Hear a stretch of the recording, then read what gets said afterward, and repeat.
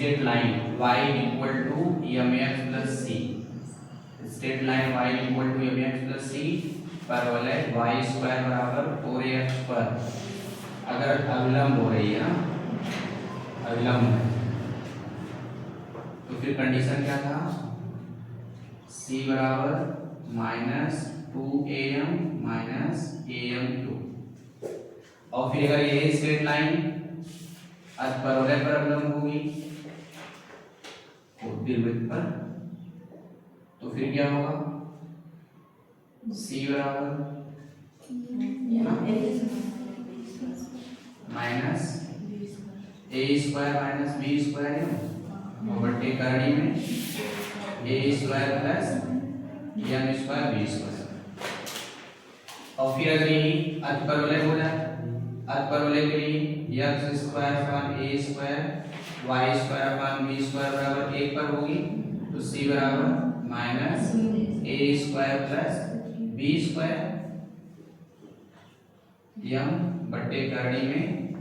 a square minus m square b square. हाँ ठीक है, ये वेरी इंपॉर्टेंट है, इन पर डायरेक्ट क्वेश्चन पूछता है, और बाकी लगाने के लिए हम लोग बेसिक कंसेप्ट जैसे पढ़े ना उसका भी कभी लगा सकते हैं, बाकी अगर ये सब होगा तुरंत आ जाएंगे ना, आधे में या तुरंत हो सकते हैं। अब इस क्वेश्चन के लिए क्या करना है, हम इस क्वेश्चन को दोनों मेथड से करेंगे ना, एक तो इसका जनरल मेथड होगा वो, और दूसरा हम क्या करेंगे इसमें जो कंडीशन है परफेक्ट नॉर्मल के लिए वो यूज कर लेंगे। यहाँ लंब मत करना, लंब का मतलब इससे नहीं, अविलंब से मतलब है ना, स्पर्श रेखा पर लंब रेखा अविलंब होती है। अब इसमें देखिए क्या क्या रहा है, यदि सरल रेखा LX plus my plus n बराबर 0 दीर्घवृत्त की अविलंब है, दीर्घवृत्त की अविलंब है, ये दीर्घवृत्त की अविलंब है, क्वेश्चन ने कह दिया है ना, तो क्या करेंगे हम लोग अपने से निकालेंगे, है ना, ये क्वेश्चन का अविलंब है यानी ये सरल रेखा दीर्घवृत्त पर अविलंब है, तो हम लोग इस पर हम लोग अपने से निकालेंगे, वो जो अविलंब आएगी वो और ये दोनों क्या होंगे, दोनों कैसे होंगे, समपाती ना। अगर ये मान लीजिए दीर्घवृत्त है, हम लोग यहाँ पे एक क्वेश्चन दे रखा है, इसका अविलंब, अविलंब ये क्वेश्चन का जो अविलंब है वो ये LX plus my plus n बराबर 0, तो जो हम लोग निकालेंगे वो भी आकर के इसी क्या कर जाएगा, ओवरलैप करेगा, ओवरलैप करेगा ना, तो जब ओवरलैप कर जाएगा इसका मतलब क्या है, समपाती हो गया, तो समपाती होकर क्या होते हैं, x y और के गुणांक का अनुपात क्या होता है ना, a1/a2 b1/b2 c1/c सब बराबर होंगे, ठीक है। तो अब यहाँ पर अविलंब कब निकल पाएगा, जब बिंदु पता हो, बिंदु पता है नहीं पता है, तो सबसे सस्ता वाला बिंदु ढूंढो कौन सा है, सबसे सरल वाला बिंदु क्या है, बाकी लेने के नहीं जो कोई दिक्कत नहीं है ना, जैसे अगर नहीं पता तो लोग क्या करते हैं, बिंदु मानेंगे x1 का y1 मान लो, या फिर क्या मान लो, प्राचल मान लो, अभी हम लोग आगे पढ़ेंगे पूर्णता रूप में उसको मान लो, जो मर्जी करे, तीनों तरीके से आएंगे सेम, और एक तरीका ये x1 y1 मान के चलो, रिजल्ट सेम मिलेगा, तो x1 y1 आपने माना है, या तो उसकी वैल्यू निकल जाए या सब काट के हटा दो, है ना। दूसरा तरीका क्या है, प्राचल मान निकल करो, तो प्राचल मान में उसमें क्या आता है, थीटा आता है, तो थीटा एलिमिनेट करो, या तो वैल्यू आ जाए या तो फिर थीटा को एलिमिनेट कर दो, अगर एलिमिनेट नहीं हो रहा है तो थीटा के रूप में वैल्यू आएगी ना, हम लोग उसको उठा कर कहीं रख देंगे, है ना। और फिर तीसरा क्या है, यम के रूप में, अगर यम के रूप में मानेंगे तो फिर यम को एलिमिनेट करना होगा, कुल मिलाकर के हर स्थिति में जो भी मानेंगे वो एलिमिनेट करना है ना।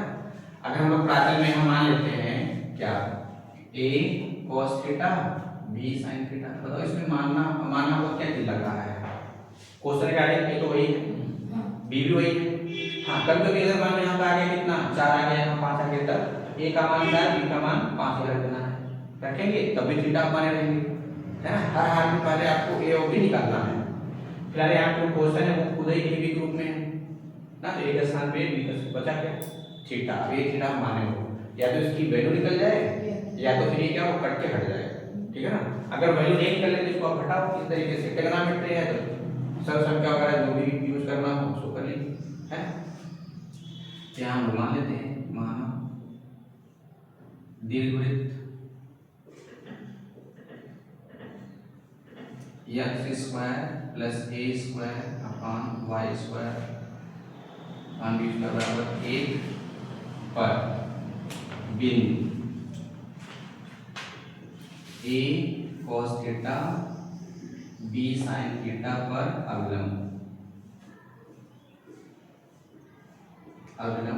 समीकरण। अवलंब समीकरण क्या था? क्या था इसका? x ये रखेंगे ना, हो जाएगा x cos theta upon direct हमें इसका नहीं पता है, इसका भी निकाले थे। इसका होता है x cos theta minus x a cos theta minus y b sin theta बराबर a square minus b square plus था नहीं minus sin theta cos theta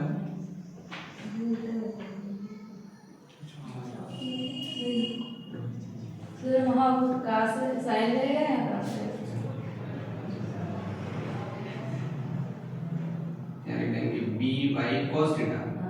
अब सही है सही ना, ये हो गया। देखो इसके लिए भी याद करना पड़ेगा ना, अगर याद है फिर हो जाएगा जल्दी से, नहीं याद होगा तो या x1 y1 मानेंगे, वही प्रक्रिया चलेगी लंबी वाली, ठीक है ना। और फिर अगर ऐसे करके चलेंगे ये भी चलेगी यहाँ तक लाने के लिए, इसलिए इसको याद रखे तो अच्छा है। इसलिए हम कहते हैं जितना ज्यादा रट पाओ उतना आसान रहेगा कैलकुलेशन में। तो अब ये देखो इसको हम लोग 1 बनाते हैं ना, अगर लिखिएगा इसको 2 बनाइए, ठीक है, इसको 2 बना लो, इसको 1 बना लो। अब यहाँ लिखिएगा क्योंकि समीकरण लिखते हैं या फिर दिल लिख सकते हो, समीकरण 1 की अविलंब, एक की अविलंब क्या है, एम वाई प्लस एन बराबर 0 भी है। ये क्वेश्चन दिया है ना, हम लोग ये निकाले, ये क्वेश्चन ने दिया तो हमारा क्वेश्चन का सेम हो जाएगा। क्या करेंगे, गुणांकों की तुलना कर लेंगे, इसको हम लोग बना लेते हैं। तो समीकरण 2 व 3 के गुणांकों की तुलना करने का, समीकरण 2 व 3 के गुणांकों की तुलना करने पर, तो तुलना करिए, यह इसका गुणांक क्या है, a sin थीटा, यहाँ क्या है l बराबर, यहाँ पे y का गुणांक माइनस b cos थीटा, यहाँ पे क्या है m है, यहाँ देखिए क्या है a square minus b square sin theta cos theta, यहाँ कितना है n। हो गया, अब यहाँ से सॉल्व करिए। तो हमारा से यहाँ पर माइनस में जाना, कहाँ पे माइनस, तो ऊपर इक्वल करके है तो फिर अच्छा इसको यहाँ ले जाएगा ना, हाँ ठीक, माइनस हो जाएगा, ठीक है ना। अब तीनों आपस में बराबर है, अब करके थीटा की लिमिट करो ना, या तो कि sin थीटा cos थीटा है वर्ग करके, है कि नहीं, वर्ग करके जोड़ देंगे हट जाएगा, है ना। अच्छा इसमें देखो सब लखा हुआ ऐसे ही है, plus plus plus plus minus है, यहाँ पर 3 का प्रोबेबिलिटी ज़्यादा है, यानी वर्ग करके जोड़ देता है ना। तो क्या करेंगे, इसको बराबर कर दें, वैसे किसी को किसी बराबर कर लो, कोई दिक्कत नहीं है। हो सकता है कहीं साइन वैल्यू आ जाए, कहीं से काट जाए, कहीं हो सकता है tan आ जाए, sec आ जाए, इस तरीके से भी आ सकता है ना। हम लोग क्या करते हैं, इसको इसके बराबर कर लेते हैं, तो क्या मिलेगा, a sin थीटा बटे l equal to minus a square minus b square sin theta cos theta बटे l। साइन साइन कट जाएगा, यहाँ थीटा 0 नहीं होगा, थीटा 0 हो ही जाएगा, फिर से खत्म हो जाएंगे, है ना। तो क्या मिलेगा, अच्छा यहाँ cos मिला, इससे हम क्या करें, इससे हम कर दें, तो cos थीटा की वैल्यू क्या मिलेगी, माइनस n a बटे L A square minus B square, सही है। इसको बना लेते हैं 4 एंड अब डायरेक्ट लिखा हूँ, फिर इससे इसे कर लीजिए, इसको इससे, तो क्या मिलेगा माइनस बी कॉस थीटा बटे m minus a square b square sine theta cos theta बटे, अब cos से cos क्या होगा कैंसिल, ये माइनस माइनस कैंसिल हो जाएगा, साइन थीटा भी निकालिए, इसका गुणा होगा ये हो जाएगा एन बी, इसका गुणा होगा हो जाएगा एम ए स्क्वायर माइनस, इसको अब समीकरण, अब देखो इसको भी एलिमिनेट करने के लिए एक तरीका है, वर्ग करके जोड़ दो, है ना। तो समीकरण 4 5 को वर्ग करके जोड़ देंगे, समीकरण 4 व 5 को वर्ग करके जोड़ने पर जोड़िए, ये हो जाएगा cos square theta sin square theta, यहाँ क्या मिलेगा माइनस प्लस हो जाएगा, आपको मिलेगा एन स्क्वायर ए स्क्वायर बटे l square a square b square plus ये वाला क्या होगा एन स्क्वायर बी स्क्वायर बटे क्या मिल जाएगा m square a square square का होल स्क्वायर,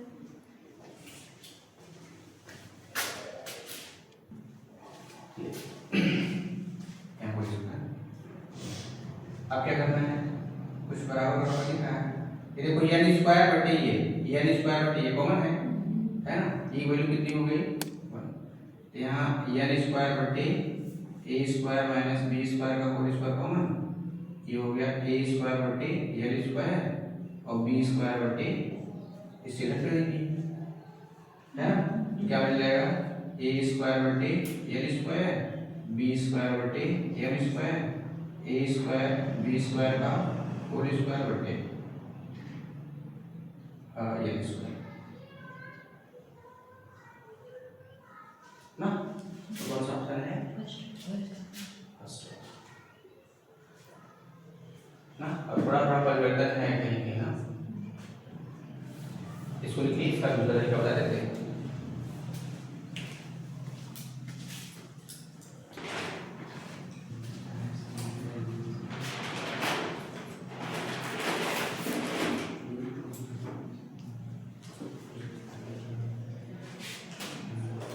बाकी ऑनलाइन पढ़ने के लिए बैठोगे ना फिर आधा घंटा क्लास है ना वो 2 घंटा जाएगा। सेकंड मेथड में क्या है कि रेखा l plus m y plus n बराबर 0 ना, तो देख लो यहाँ किस टाइप में है प्रवणता रूप में, इसको प्रवणता रूप में बना लो, या करके क्या लिखेंगे y equal to M Y equal to minus L X minus Y equal to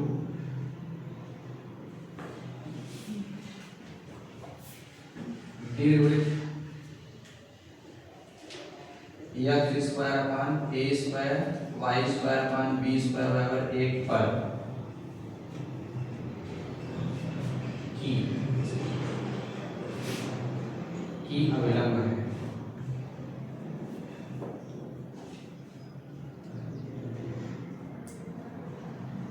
तो अगर ये अविलंब है तो क्या होगा सी बराबर माइनस, अब देखो क्वेश्चन में ए वगैरह दिया हुआ है ना, ए भी दिया है एम भी दिया है, तो हम लोग सब कैपिटल मान के चलेंगे ना, तो क्या लिखेंगे ए स्क्वायर क्या था minus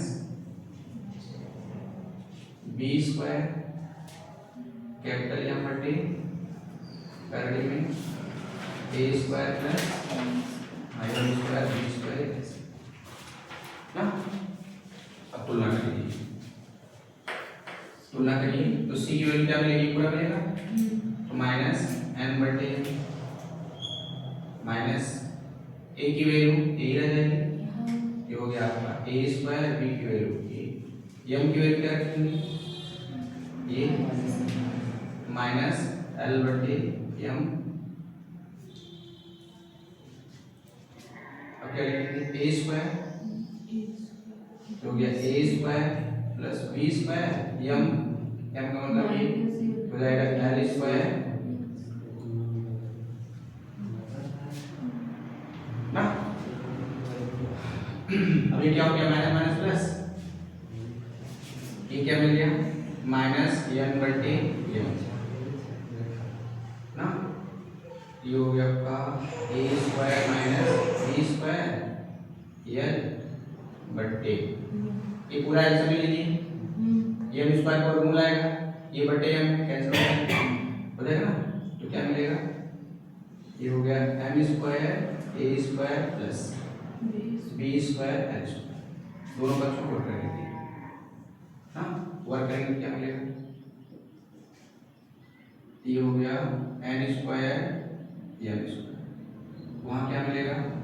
a square minus B square का होल स्क्वायर एल स्क्वायर बटे गाड़ी हट जाएगा m square a square plus b square l square, इसका बड़ा है करिए, इसका बड़ा है,